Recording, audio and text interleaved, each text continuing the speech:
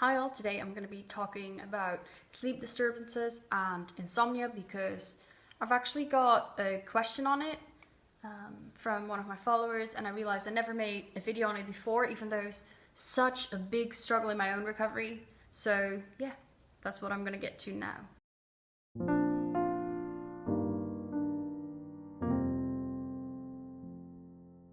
First off, the question I received. Hi Hannah, thank you very much for inspiring videos and posts. I've been trying to beat anorexia for more than a year, but I still restrict sometimes, quite frequently actually. That's quite sad. Recently I have had difficulty in falling asleep, although I feel very, very tired and sleepy even throughout the day. Do you think there's any relationship between sleeping patterns and anorexia? Is it something you have experienced, something that might be more common? Might it be because my body is in starvation mode? And yeah, if you have any tips on how to deal with it, please let me know. So I've thought about this question for a really long time, and I realized that yeah, I'd had similar problems, and I know lots of other people that have had similar problems, but at the same time I didn't really know why I had these problems. I deep in my heart knew that they had to do with my eating disorder, but I didn't really know what caused them or how to deal with them properly. So it's time to do some research, but first let me tell you my story.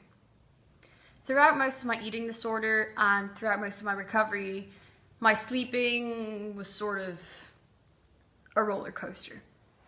Yeah, especially when I started recovery, I noticed that not only did I experience extreme hunger, excessive tiredness, I became ill more easily, and like all of that fun stuff. I also found it really, really difficult to get sufficient sleep.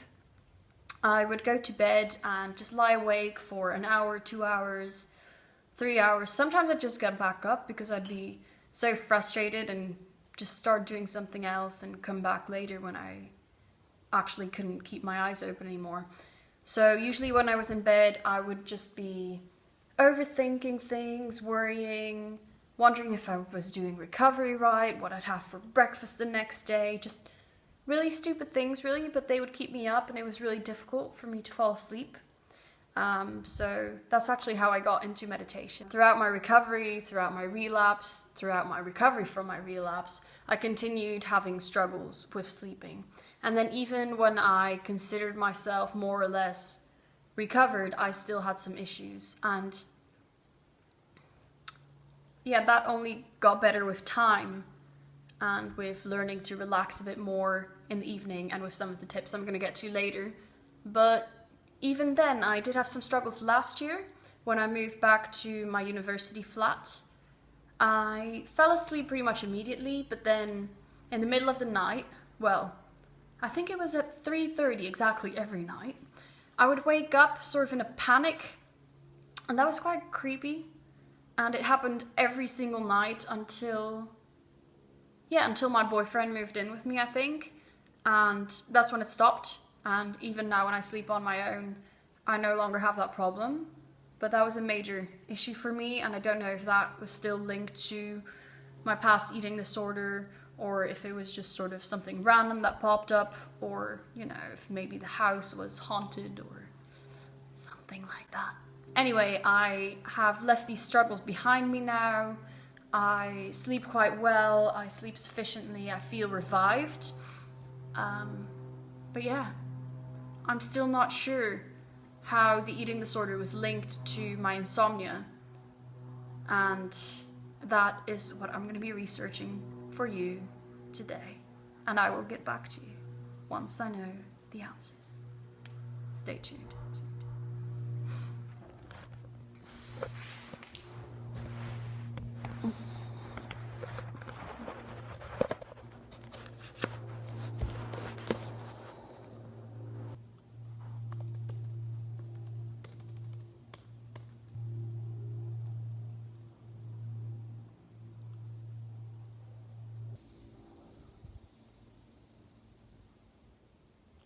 This is quite interesting. This website just told me that obviously there's a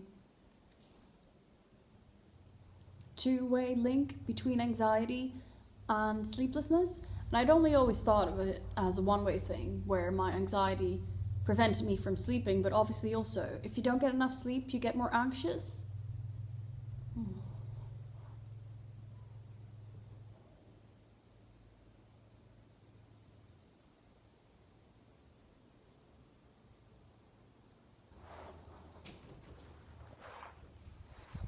Alright, maybe it's not that weird that I was not aware of why eating disorders and sleep disturbances are commonly seen together, because the research out there is quite inconclusive, and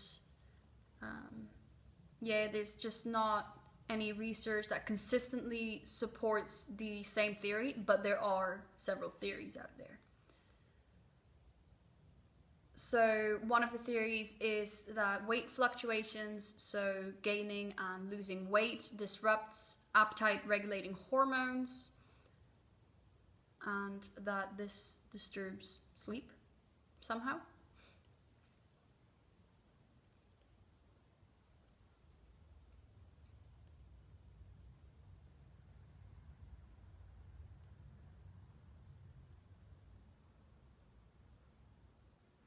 Another possibility is just that the factors that predispose you to the eating disorder also predispose you to problems sleeping, or that personality traits such as excessive worrying, which can be genetic or can be triggered by the eating disorder, subsequently cause disturbances in sleep.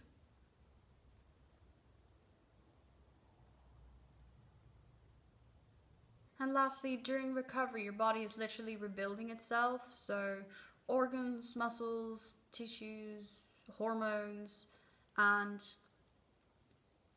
it's just constantly working on that. Obviously, that takes a lot of energy and a lot of time, and you can't just expect everything to be all right all at once, which is why these symptoms of recovery show up while you're actually starting to eat more and starting to take better care of yourself. So you're not doing anything wrong.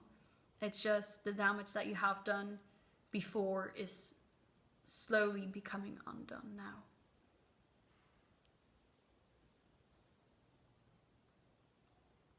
And it also causes you to simply be more hungry and think about food more. So if you've noticed that maybe you're looking at recipes more or thinking about food more alongside eating more, then that's normal, but it is something that can also keep you up at night. As for me, one of the things that used to run through my mind a lot when I couldn't sleep was not only the things that I had to plan and the things I had to do in terms of homework and other tasks, because I'm quite perfectionistic, and this is another characteristic that's quite common to people with an eating disorder, but also things such as what I would have for breakfast, what I would prepare for lunch. If we were going out for a meal the next evening, that was already running through my mind because it freaked me out. And that's quite normal, and it does get better because once you no longer stress about these things and food is no longer such a big problem, then your sleeping will automatically improve as well. Hi Barney, do you want to say hi to the camera? Come. That's Barney. So yeah, that's that for my video. Barney, your tail. Move your tail. Don't bite my laptop.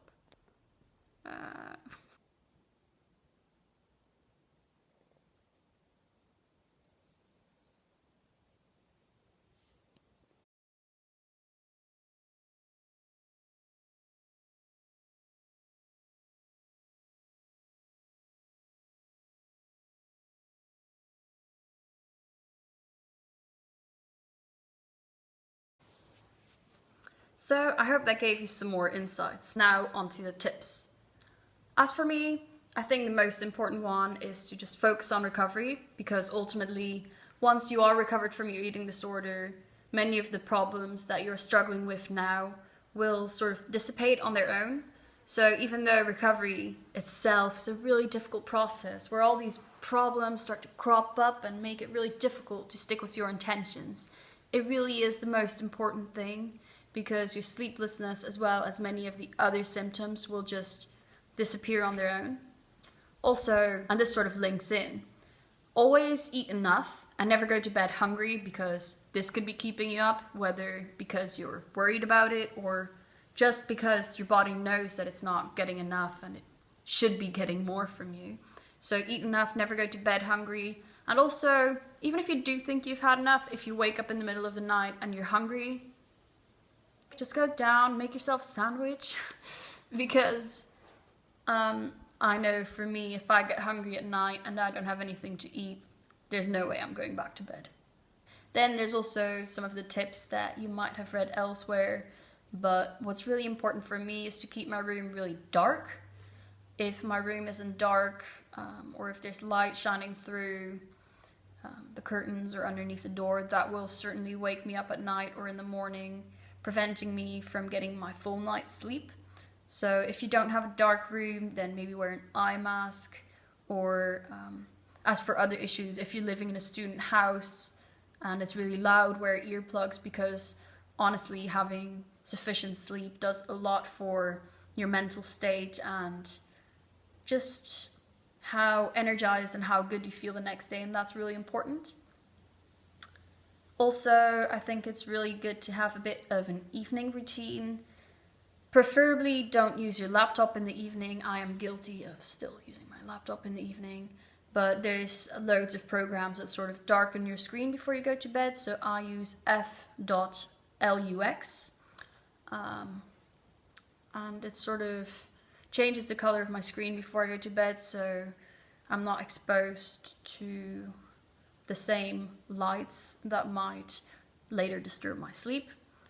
Also, don't do any intense sort of activities, so don't go exercising, don't read books that are too taxing, don't do your homework right before you go to bed, especially because doing homework and other tasks are much better performed in the morning generally. So yeah, read a book, watch a film, meditate, take a bath, anything that relaxes you, and follow this routine daily.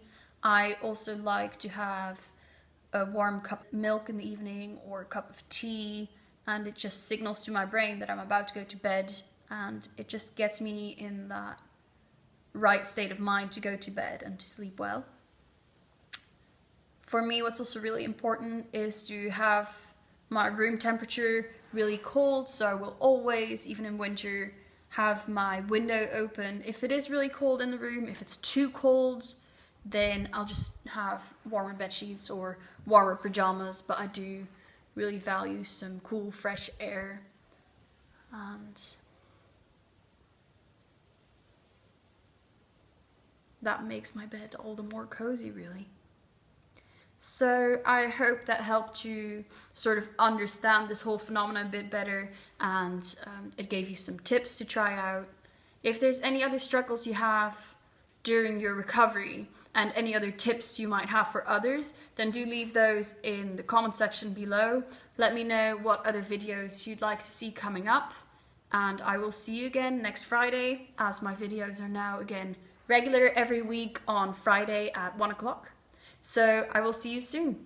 Be sure to subscribe and like this video. Ciao!